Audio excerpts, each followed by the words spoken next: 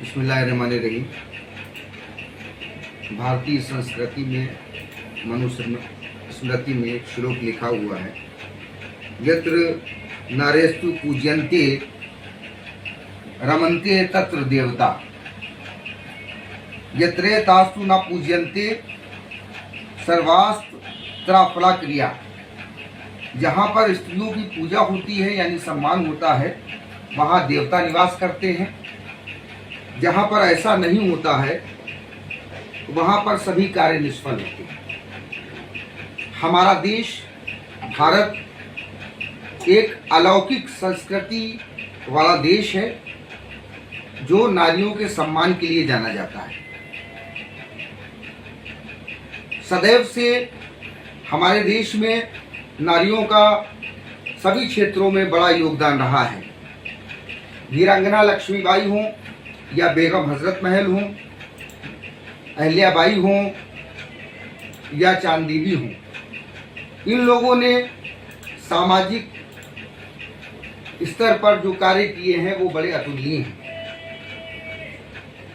अभी कुछ दिनों पहले दिल्ली में जो कांड हुआ है, एक बच्ची जो सिविल डिफेंस में सर्विस करती थी, कानूनी कारणों से उस बच्ची का नाम नहीं दिया जा सकता है। माननीय उच्चतम न्यायालय का आदेश है कि ऐसे मामलों में पीड़िता का नाम उजागर नहीं किया जाता है। बड़ी ही दुख की बात है, हैरान कर देने वाली बात है कि किस प्रकार एक विभत्स मानसिकता के लोगों ने जो ये घटना अंजाम दी है, जिस तरह से उस बच्ची के साथ दरिंदगी की गई है, ये असहनीय है। इसे किसी भी रूप में स्वीकार नहीं किया जा सकता। ये राष्ट्रीय शर्म की बात है, एक कलंक की बात है कि महिलाओं पर इस प्रकार का अत्याचार हो रहा है। अभी कुछ वर्षों पूर्व भी दिल्ली में एक बालिका के साथ चलती हुई बस में इस तरह की घटना की गई थी। उसके दोषियों को काफ़ी दिनों बाद फांसी दी गई, लेकिन उससे ये हुआ कि नहीं, इस तरह की घटना रुकेंगी। लेकिन ये दोबारा जो घटना हुई है, ये दिल को दहला देने वाली घटना है कि किस प्रकार से विभत्स तरीके से उस बच्ची के साथ अत्याचार किया गया है। क्या ये सब चीज़ें हमको सोचने पर मजबूर नहीं करती हैं कि हम किस समाज में रह रहे हैं, हमारा समाज किस दिशा में जा रहा है, हमारी राजनीति किस दिशा में जा रही है, हमारी चेतना। क्या ये सब चीज़ें हमको सोचने पर मजबूर नहीं करती हैं कि हम किस समाज में रह रहे हैं, हमारा समाज किस दिशा में जा रहा है, हमारी राजनीति किस दिशा में जा रही है, हमारी चेतनाएं किस दिशा में जा रही हैं। क्या हमको अभी भी आत्मचिंतन नहीं करना चाहिए? क्या हमको अभी भी इन सब विषयों पर विचार विमर्श नहीं करना चाहिए? आखिर कब रुकेंगी इस तरह की घटनाएं? आखिर कब बच्चियां निर्भय होकर के घरों से बाहर निकलेंगी? आज बड़ा डर लगता है बच्चियों के मामले में। सभी की बच्चियां हैं, हमारी भी बच्चियां हैं, आपकी भी बच्चियां हैं।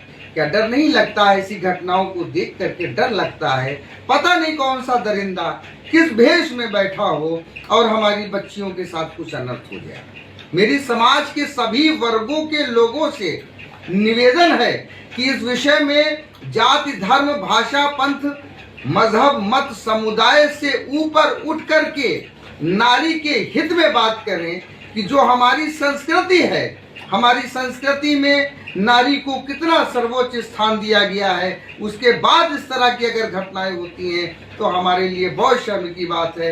ये सिर्फ एक नारी जाति पर हमला नहीं है, एक बच्ची पर, एक महिला पर हमला नहीं है, उस पर अत्याचार नहीं है, उसके साथ दुष्कर्म नहीं है, अपितु ये हमारी संस्कृति के साथ छल किया जा रहा है, हमारी सभ्यता का अपमान किया जा रहा है, हमारी संस्कृति के साथ दुष्कर्म किया जा रहा है। पुनः मैं आप सभी लोगों से निवेदन करता हूं, देश के सभी लोगों से, प्रबुद्ध जनों से, वरिष्ठ जनों से, बच्चों से, बूढ़ों से, नौजवानों से, महिलाओं से, सभी लोगों से मैं अपील करता हूं कि इस विषय में आगे उठ कर के आएं और इस दिशा में कोई कार्य करें। और मैं सूफी Islamic board Begum Hazrat Mahal wing की अपनी महिला